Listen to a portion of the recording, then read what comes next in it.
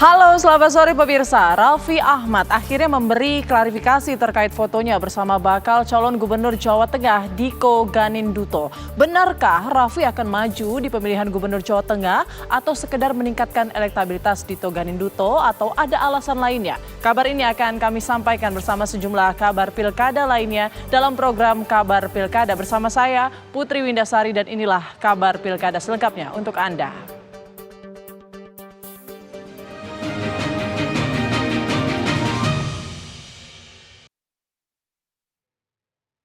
Raffi Ahmad memberikan klarifikasi terkait dipasangkannya dengan Bupati Kendal Diko Ganinduto di pemilihan Gubernur Jawa Tengah. Benarkah baliho bergambar pasangan Raffi dan Diko untuk menaikkan elektabilitas Diko Ganinduto di Pilgub Jawa Tengah?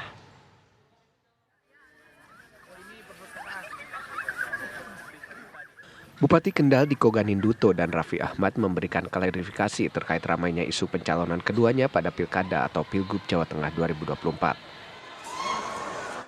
Diko telah lama masuk bursa Pilgub Jawa Tengah melalui Partai Golkar, sementara Raffi Ahmad dikabarkan akan menjadi pasangan Diko sebagai bakal calon gubernur dan wakil gubernur Jawa Tengah. Terlebih baliho keduanya terpasang di mana-mana dengan tagline "Ngegas Jateng". Keduanya pun angkat bicara saat hadir dalam acara Temu UMKM di Perpustakaan Daerah Kendal. Diko menyatakan ia siap menggandeng Raffi Ahmad seandainya mendapatkan rekomendasi dari Partai Golkar untuk maju di Pilgub Jateng. Alasannya, ia mempunyai chemistry yang sama dengan Raffi Ahmad. Survei berpasangan dengan Raffi Ahmad di Pilgub Jateng ternyata bagus. Memang kemarin saya sama Mas Raffi memiliki sebuah persamaan visi dalam membangun UMKM Jawa Tengah. Makanya kita hadir dengan konsep Ngegas Jateng. Ngegas Jateng itu bagaimana kita kolaborasi, saya sebagai inisiator Omah Gede meminta dan mengajak Mas Raffi untuk bersama-sama kolaborasi memajukan UMKM yang ada di Jawa Tengah. Dan hari ini adalah pergerakan kita yang pertama, kita hadir di Kendal, sama nanti sore kita akan ada di Semarang. Nah, ini adalah upaya kita untuk bagaimana bisa melibatkan para pelaku UMKM dan menggandeng mereka. Bagaimana tadi Mas Raffi juga memberikan pelatihan kepada pelaku UMKM, juga memberikan support, dan harapannya ini nanti bisa terus kita jalankan, kita kapitalisasi sehingga nanti benar-benar bisa memberikan dampak terhadap UMKM yang ada di Jawa Tengah. Gak ada hubungannya dengan pilkada, cuman kemarin saya bilang sama Mas Raffi, Mas kok ternyata rame, terus surveinya juga ternyata bagus gitu kan. Kemarin saya dengar surveinya pasangan Diko Raffi nomor 1 di Jawa Tengah. Apa benar gitu? Benar atau enggak surveinya gitu, kita nggak tahu gitu. Kalau misalkan emang itu benar, berarti kan saya lihat juga antusiasmenya Mas Raffi ketemu masyarakat di depan juga sangat luar biasa gitu kan. Sementara itu Raffi Ahmad masih belum terpikir dan masih butuh pertimbangan yang matang untuk mendampingi Diko maju di Pilgub Jawa Tengah. Ia juga akan sholat istiqoroh untuk mencari jawabannya. Ya, semua tuh di dunia ini tidak ada yang tidak mungkin. Tapi kalau memang masuk ke dunia politik ini kan memang dunia yang baru buat saya. Memang awalnya sama Mas Diko ini benar-benar untuk memajukan UMKM, karena salah satu visi misinya Mas Diko juga saat menjadi bupati dan untuk kedepannya beliau ini Mas Diko tuh ingin mengedepankan UMKM. Nah, akhirnya saya diajak kemarin sama Mas Diko untuk kan saya punya ada beberapa UMKM, salah satunya Rojo Sambal. Ayo kita buka yuk di Kendal ataupun di Jawa Tengah, di Semarang, di mana. Saya ikutlah sama Mas Diko. Maksudnya awalnya itu ngegas Jateng itu ngegas UMKM di Jateng. Oh, nanti aku Sabtu depan ini mau berangkat haji, ya berdoa dulu di sana. Tapi pastinya kalau untuk mensupport Mas Dikonya, aku pasti akan mensupport Mas Diko terus. Raffi Ahmad juga akan berangkat menunaikan ibadah haji pada pekan ini. Ia mengaku akan berdoa di sana untuk mencari petunjuk dalam menentukan maju tidaknya di Pilgub Jawa Tengah. Dari Kendal, Jawa Tengah, Teguh Joko Sutrisno, TV One mengabarkan. Selain Diko Ganinduto yang digadang-gadang berpasangan dengan Raffi Ahmad, sejumlah nama lain meramaikan bursa pemilihan gubernur di Jawa Tengah. Bahkan menurut survei, nama-nama tersebut memiliki elektabilitas tinggi. Siapa saja mereka?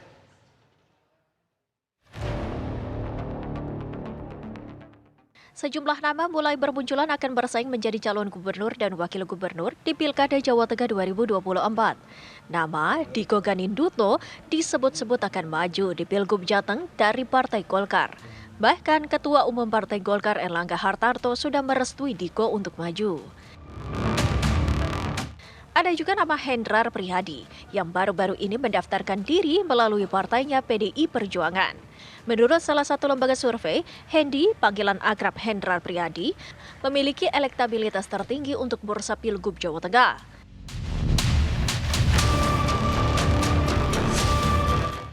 Ada lagi nama Ketua DPW PKB Jawa Tengah, Muhammad Yusuf Kudori, yang digadang-gadang akan diusung Partai Kebangkitan Bangsa. Yang tak kalah menarik, nama mantan Wakil Gubernur Jawa Tengah Taj Yassin Maimun juga menjadi salah satu tokoh yang memiliki elektabilitas tinggi menurut salah satu lembaga survei. Sementara itu, Partai Gerindra digadang-gadang akan mengusulkan kadernya Sudaryono, Ketua DPD Gerindra Jawa Tengah. Sudaryono mengklaim sudah mendapat mandat langsung dari Ketua Umum Partai Gerindra Prabowo Subianto.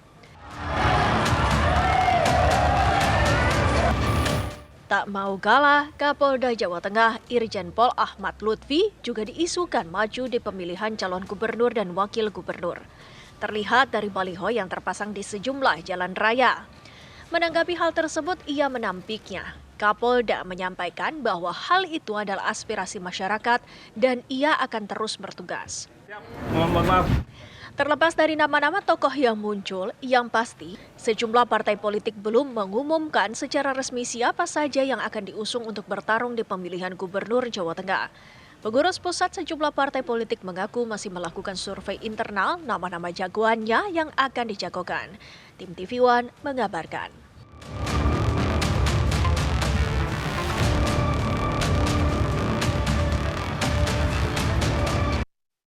KPU Jakarta merampungkan rekapitulasi hasil verifikasi administrasi syarat dukungan pasangan calon yang maju di Pilkada. Dharma Pongrekun dan Kunwardana, pasangan calon yang maju di Pilkada Jakarta melalui jalur perseorangan, dinyatakan belum memenuhi syarat dukungan. Komisi Pemilihan Umum KPU Jakarta menyatakan bakal paslon gubernur dan wakil gubernur jalur perseorangan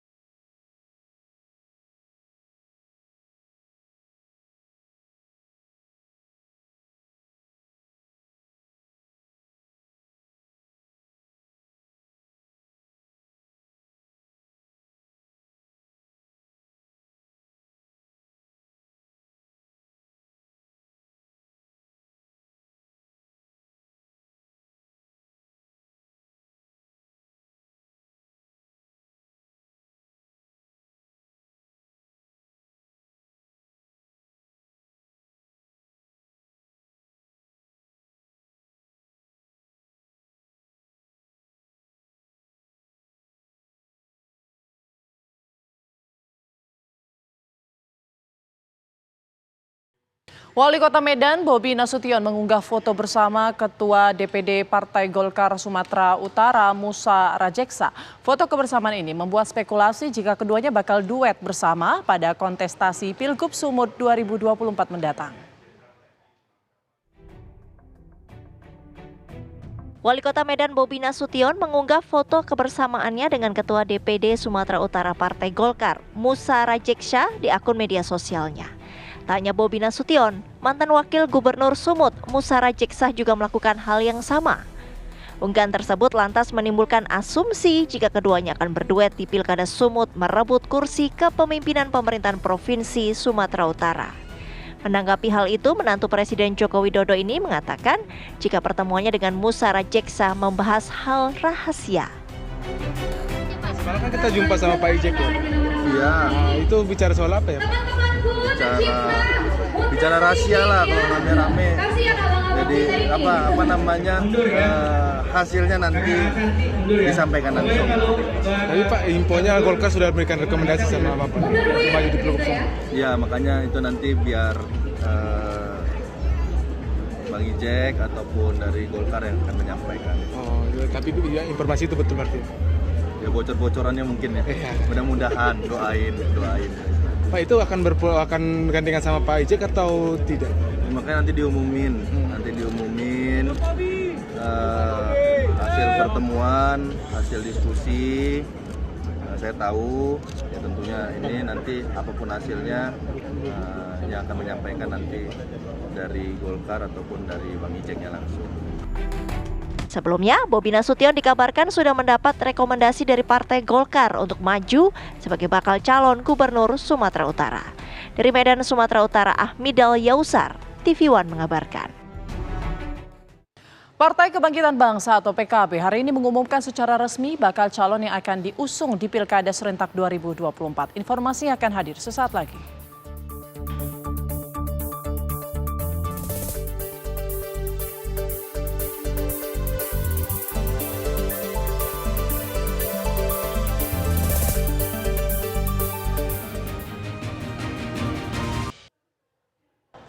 Partai Golkar dan Partai Keadilan Sejahtera PKS mulai membuka komunikasi dan menjalin kerjasama di Pilkada Jawa Barat. Kedua partai itu pun tengah menjajaki kemungkinan berkoalisi baik untuk pilkada tingkat provinsi maupun pilkada di sejumlah kabupaten dan kota.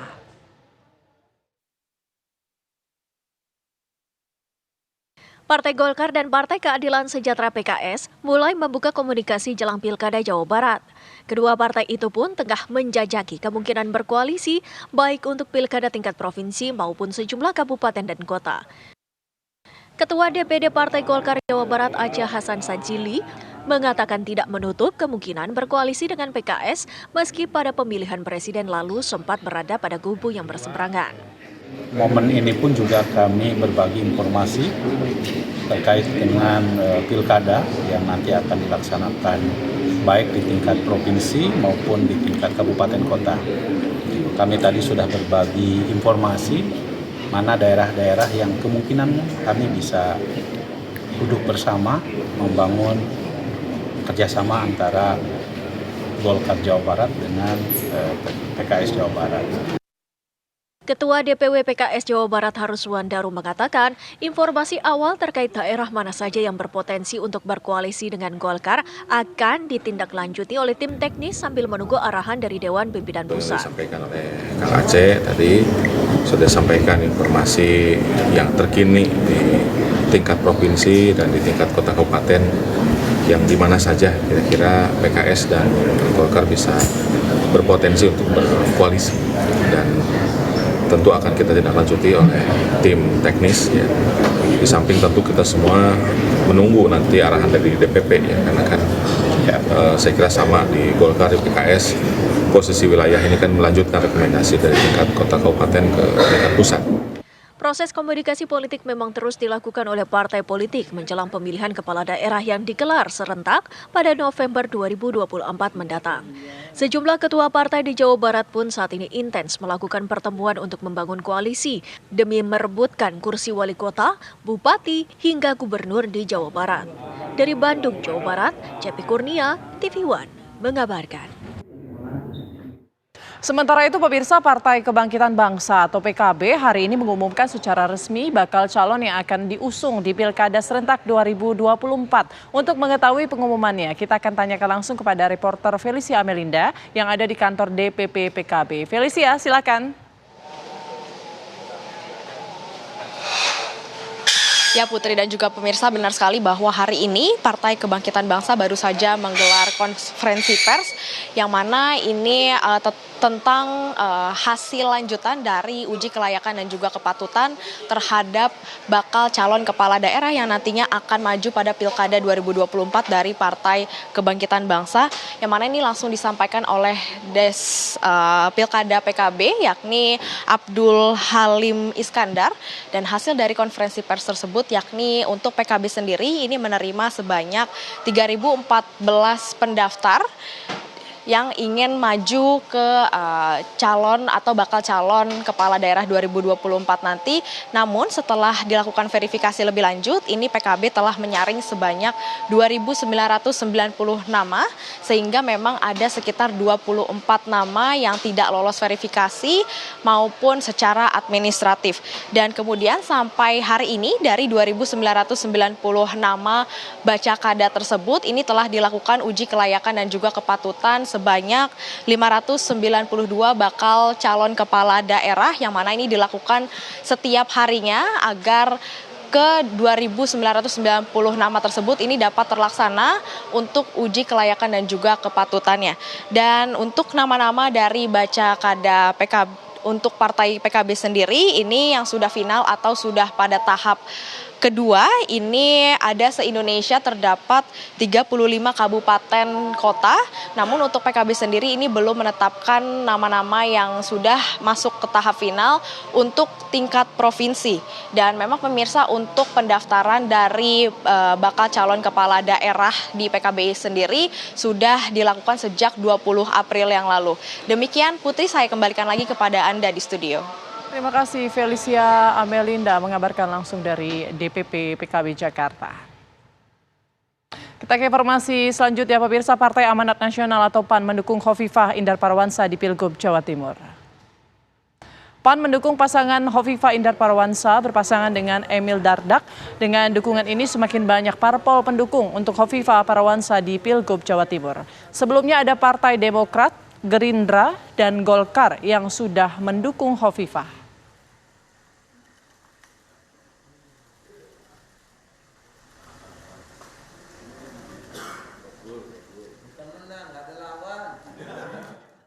Kabar Pilkada masih akan kembali dengan informasi menarik lainnya. Tetaplah bersama kami.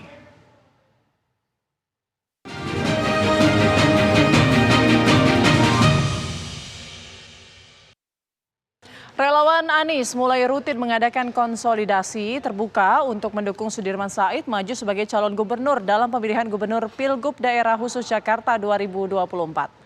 Ada tim khusus yang sudah berkonsolidasi dengan partai politik. Setidaknya ada 7 partai politik yang bertemu dengan Sudirman Said.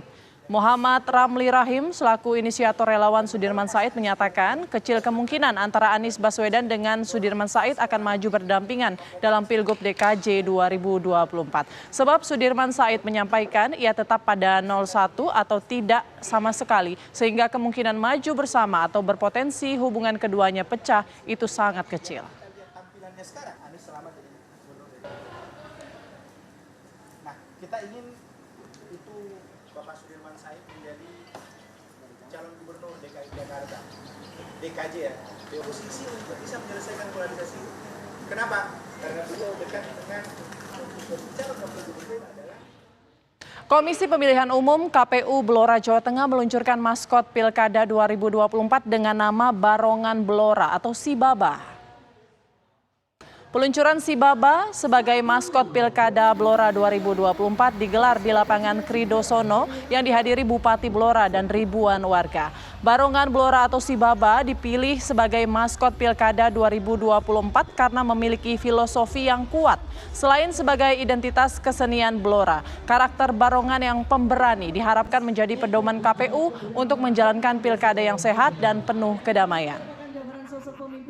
Selain maskot, KPU Blora juga memperkenalkan jingle lagu Pilkada 2024 yang berjudul Ayo Memilih untuk Blora. Jingle ini diciptakan oleh band lokal dari Blora.